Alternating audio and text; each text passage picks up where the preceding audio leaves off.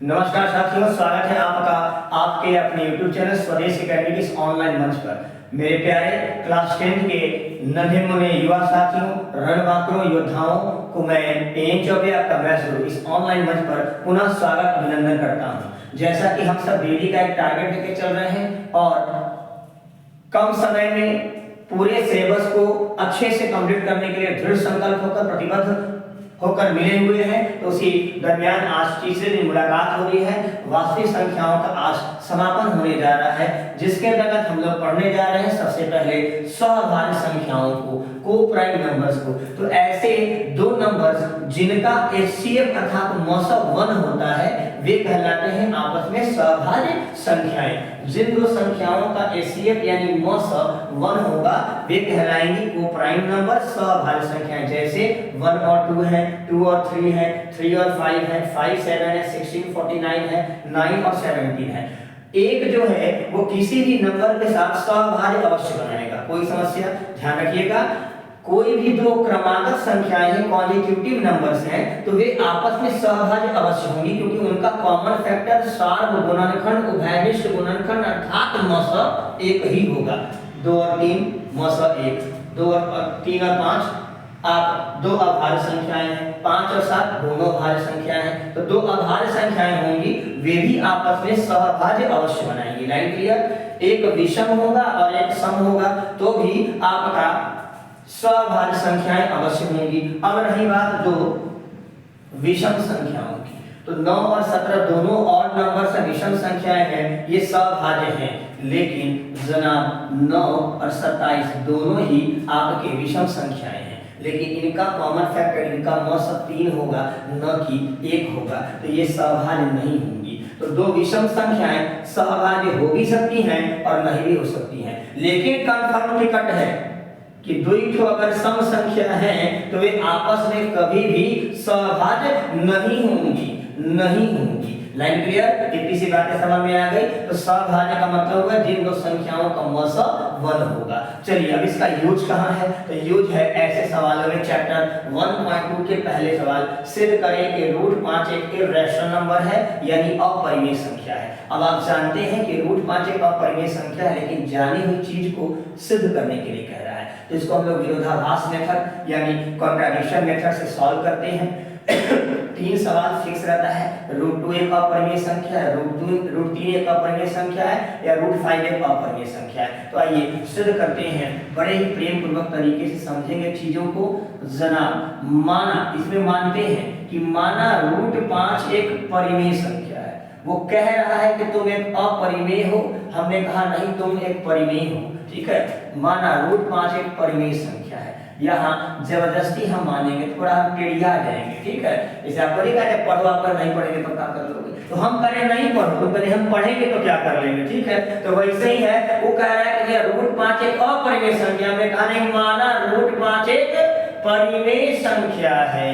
तो जब परिमेय संख्या है तो इसको a/b के रूप में व्यक्त कर सकते हैं ना भाई। अब यहाँ पर a और b में क्या है संबंध? तो a और b में संबंध है, a और b सहअभाज्य संख्याएं हैं। कैसी संख्याएं नन्हे मुन्ने राही? सहअभाज्य संख्याएं हैं। सहअभाज्य संख्याएं होने का मतलब क्या है साथी? कि a और b का मौसम 1 होगा, यानी इनका उभयनिष्ठ गुणनखंड कॉमन फैक्टर सार्व गुणनखंड 1 के अलावा और कोई नहीं होना चाहिए। अब ये तिरछा तिरछी गुणा होगा, क्रॉस मल्टीप्लिकेशन करेंगे तो a बराबर √5b दिख रहा होगा, हाँ या ना? दोनों पक्षों में स्क्वायर कर देते हैं तो जनाब a² ये √5b का होल स्क्वायर आ गया, हाँ या ना? यानी a² इक्वल टू हम कह सकते हैं जनाब 5b²। क्या कर सकते हैं? 5b²।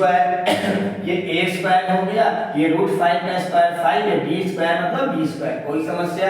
यानी हम कह सकते हैं जनाब कि b² बराबर a²/5। b² बराबर क्या है? a²/5। अब आम बराबर श्याम है, चाहे श्याम बराबर आम, बात बराबर है। इसका मतलब है कि a²/5 वह b² के बराबर है। इसका मतलब हुआ कि a स्क्वायर को 5 से भाग दे रहे हैं तो कुछ ना कुछ आ रहा है।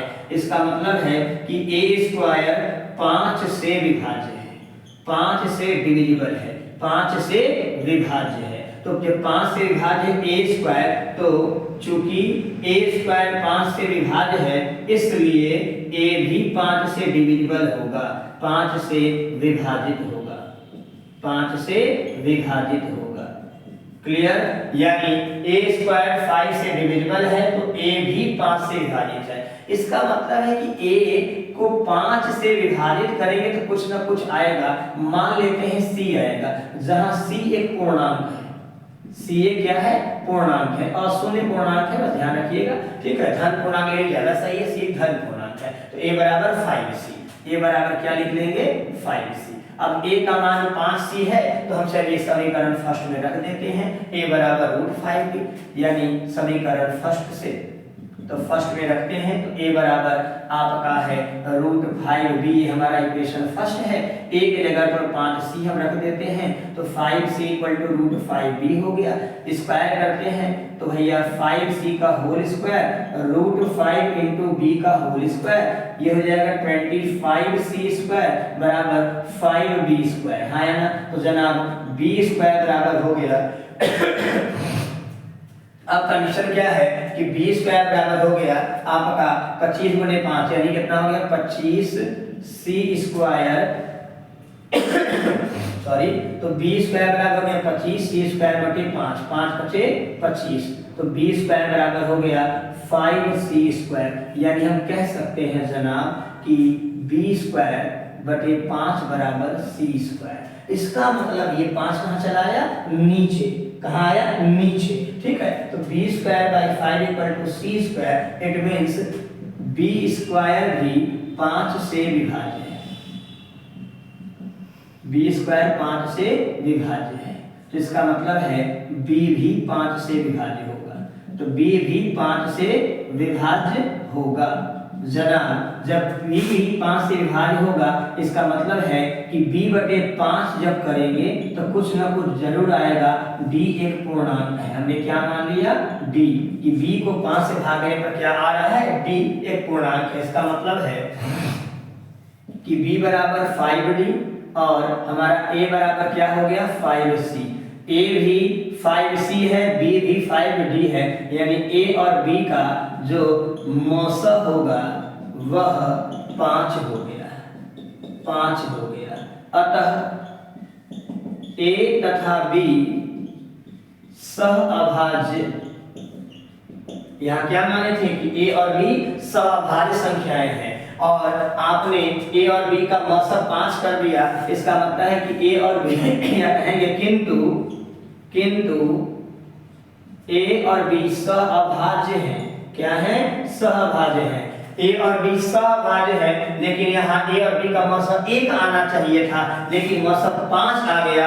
ऐसा क्यों हुआ? ऐसा इसलिए हुआ क्योंकि हमारा मानना, हमारी कल्पना गलत है। तो अतः हमारा मानना गलत हो गया, अतः हमारा मानना या हमारी कल्पना, कुछ भी लिख सकते हैं, हमारी कल्पना गलत है, कल्पना गलत है। अब क्लास में कोई कल्पना पढ़ रही तो मत सोचिए वो कल्पना गलत है, ये इमेजिनेशन वाला मतलब है। हमारा माना, हमारी कल्पना गलत है। क्या माने थे कि √5 एक परिमेय संख्या है, वो गलत है। तो अतः √5 एक परिमेय संख्या नहीं है, एक परिमेय संख्या नहीं है, न ही है। तो इसका मतलब है जो परिमेय नहीं होता है वो अपरिमेय होता है। इस प्रकार √5 एक अपरिमेय संख्या होगा, एक अपरिमेय संख्या है। इति सिद्धम, प्रूव्ड, जो भी लिख सकते हैं वो लिख लेंगे। लाइन क्लियर हो गया? बातें समझ में आ गई साथियों? क्या करना है, क्या कॉन्सेप्ट है, क्लियर हो गया? तो आपने पूरे अच्छे से समझा हुआ है। अगले सवाल पर फिर हम लोग चलेंगे तो आप और भी क्लियर करेंगे और इनको चीजों को बहुत आराम समझेंगे। ये 4 नंबर का सवाल है दोस्तों। कितने नंबर का? 4 नंबर का, इससे कम का नहीं आएगा, फिक्स सवाल है। ठीक है, तो चलते हैं अगले सवाल में। चलते हैं अगले सवाल पर, जो कि आपका है सिद्ध करें कि 3 + 2√5 एक अपरिमेय संख्या। बहुत ही बेहतरीन सवाल। तो चलते हैं, फिर वही काम करेंगे, स्टार्टिंग वही कॉन्ट्राडिक्शन, वही विरोधाभास से करेंगे कि माना कि 3 प्लस 2√5 एक अपरिमेय संख्या है। कैसी संख्या है? अपरिमेय। हम जानते हैं कि सिद्ध करना है। क्या मानेंगे कि माना 3 प्लस 2√5 एक परिमेय संख्या है, यानी रैशनल नंबर है दोस्तों, परिमेय संख्या है। मान लिया गया कि माने ये परिमेय संख्या है। अब जब परिमेय संख्या है तो जाहिर सी बात है कमबख्त को आप a बाई b के रूप में लिख सकते हैं, हाँ या ना।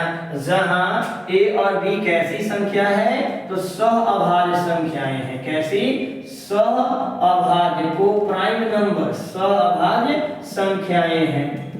सहअभाज्य संख्याएं किनको कहते हैं दोस्तों? जिनका HCF यानी मौसक 1 होता है। वेरी गुड, बहुत अच्छी बात है, शाबाश।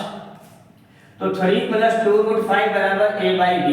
अब 3 को उधर भेज देते हैं तो जनाब 2√5 फिलहाल के लिए अकेला है, a बटे b -3 उधर जाएगा -3, 2√5 छोड़ दीजिए, ये 3 के नीचे कुछ नहीं तो 1 होता है।